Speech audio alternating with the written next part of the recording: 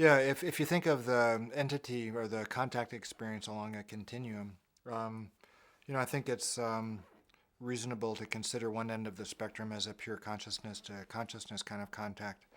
And that's not necessarily to say it's a hallucination or it's an imaginary thing or it's um, just in somebody's head. One of the criticisms that my book has received from the UFO community or the alien abduction contact community is that I'm just saying it's a drug or it's just their imagination. But I think on the contrary that this provides a model and an explanatory model for one of a particular type, a common type of this contact experience.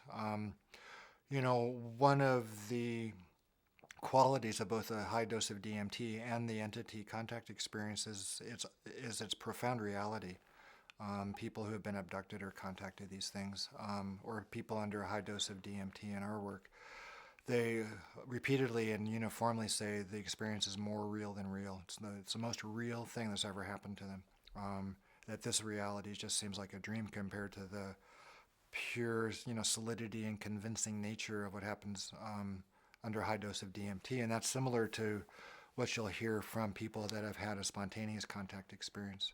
And if you read the old, if you read the religious literature from thousands of years ago, or even from the more recent past, people who have had you know contact with spiritual beings, non-corporeal beings, for lack of a better word, ones that don't have a physical body but seem to take up space and exist and have definite boundaries to their appearance. Those experiences are the most real and shattering and revelatory of their entire lives as well. So I think rather than just discount the phenomenon as hallucinatory or imaginary, I think it's maybe more useful to look at a mechanism of action. If it is real, then perhaps how does it work?